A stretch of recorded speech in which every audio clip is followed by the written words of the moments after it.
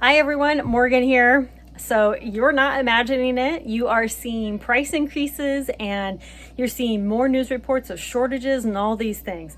And then Mother Nature comes into effect and is well on her way to destroy some crops. I'm laughing because it's like, it just kind of seems like one thing after another, right?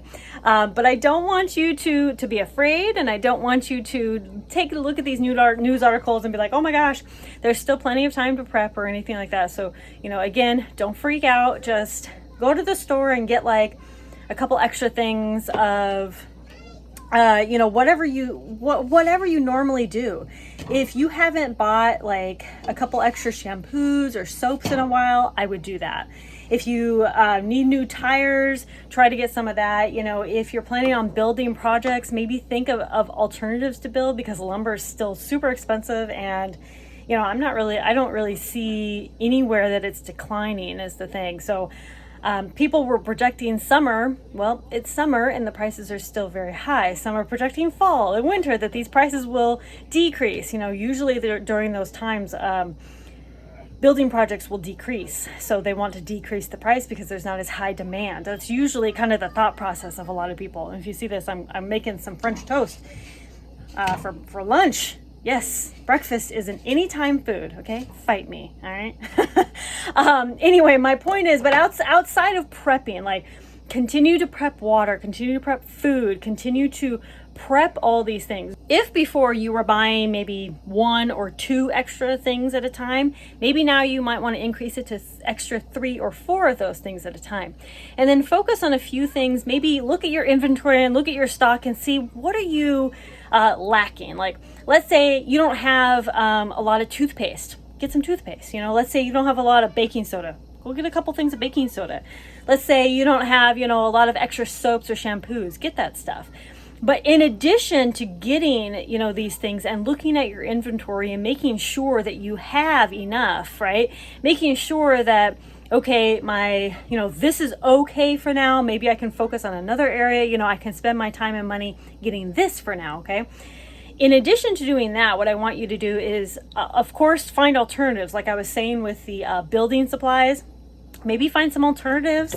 Find something different. Like maybe you really wanted to build like a little shed, made out of wood or whatever, but maybe now you could make it out of bricks or pallets, or maybe you could, if your area is allowable, or a straw house, or maybe you could, which still takes a lot of framing, a lot of wood, but maybe there's scrap wood you can use. Maybe you could use metal siding. You might, of course, you're still going to need some kind of framing. Anyway, my point is, try to find, some alternatives and things like that. And, again, it's not in your head. If inflation is on the rise, there's normally a normal amount of inflation. Like every year we might see like 2% inflation, things like that.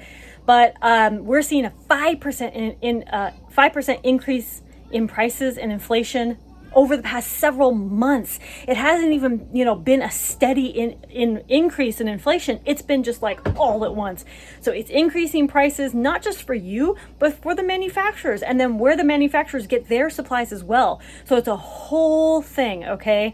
It's not, it's affecting you, but it's affecting those manufacturers. So let's think about how we can, they're going to be raising prices. Okay, maybe we can get the supplies that we need to make our own soap. Maybe we can get the supplies to start, learning to knit so we can make our own socks so we don't have to buy that, right? Maybe we can learn to sew so we can start sewing our own clothes, you know what I mean? Like, maybe we need to be canning our own foods more often. Even if you just go buy the produce and then can it yourself, that's going to lower the price significantly, of course. And then, of course, you take it even a greater step of growing your own food and then canning from the food that you grow. Can help significantly. Even little tiny changes, like let's say you buy a lot of certain amount of spice, like you buy a lot of basil. Start growing your own basil, okay? It will make a difference. I see huge differences in things that I start making now. Like I make my own salves, and that's one less thing that I not have to buy, but that I do buy. You know what I mean? Like I don't buy Neosporin anymore because I make my own salves. And you're probably thinking, well, yeah, but I have to invest in all this stuff. Yeah, but you're investing, let's say you're investing in that wax and the coconut oil or whatever oil you want to use, olive oil. And you're also investing in the essential oils, right? Okay, great. You're investing in these things, but those essential oils and that beeswax, they're going to make so many salves. Every time I make a batch of salves, it's like I get like 10 to 20 containers worth of salves, and those salves last a long time. Okay.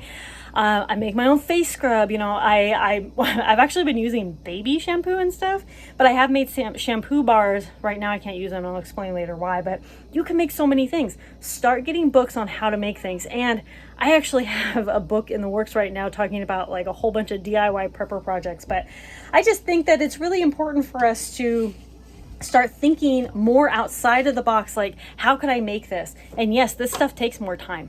Absolutely, there's no doubt about it. You know, stuff takes more time to make yourself instead of just going to the store and literally picking it off the shelf. I mean, what effort is that? Nothing, you know, besides the money that you hand to them, right?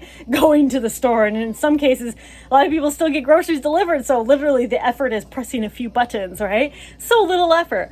But we do have to think, you know, take those baby steps. Like first, maybe make, you know, like let's say you have like a chapstick obsession like I do, or like a fire starter obsession. Like I'm not saying don't support small businesses, because I love small businesses, like Black and White Fire Starter and a whole bunch of fire starters that I purchased from Quick Survive, all these things. Firelight, I can't remember the name, but there's another one that I really like, and I love supporting small companies and things like that. And I always appreciate when you guys support me, whether it's just watching this video, liking, commenting, whatever, right? And, you know, continue to do the things that you can do. But, you know, if you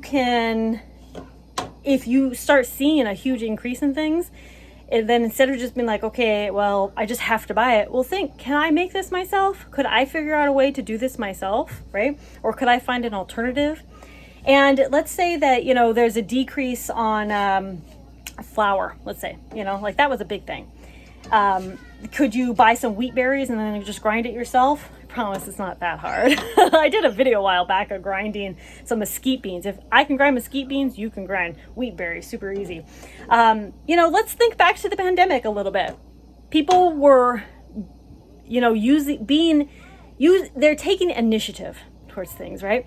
Masks were out of stock, so people were sewing their own masks. Sure, a cotton mask over an N95, you can't be in an N95 or better, but you know, they were seeing a decrease, and then they were doing what they had to. Well, I need a mask. I can't find masks. So what am I going to do? I'm going to make it, right? The toilet paper shortage. A lot of people learned what a bidet was, right? So it's finding those alternatives. Listen, I get it. You know, getting out of our comfort zone and moving into things that we're not comfortable with, that are outside of our normal routines and our normal life and all this stuff. It's tough, and I get it. You know, like you're so used to going to the store and using our modern technology and all these things. And I'm not saying stop doing it. I'm just saying take those baby steps towards learning how to be a little more self-reliant on things, you know, that like your common needs. And when I say common needs, I'm also talking about morale needs as well. Don't forget about, you know, your morals for you, your kids, your household. If you like certain types of candies, learn how to make chocolate, right? Like if you like certain types of, you know, if you like popcorn, get popcorn, right? Popcorn lasts for literally ever, okay? If you like to make beads and stuff, go stock up on some beads so you can make jewelry and just have fun, you know? Like stock up on these little things that are going to make you and your household happy, and it'll make a big difference. Board games, books, you know, all these things. So again, it'll make a big difference. So all right, thank you all so much for watching Conquer Tomorrow by Preparing Today. And just take those little baby steps here and there. Don't rush, just little baby steps. Hey, how can I make soap? Let me learn how to make soap this week or this month or whatever. Hey, you know what? Next time I'm going to learn how to, you know, can or whatever, you know. They're all little bit of investments here and there, so I understand if you want to do it like once a month or something like that. But okay, I'll talk to you later. Conquer Tomorrow by Preparing Today. I'll talk to you later. Bye.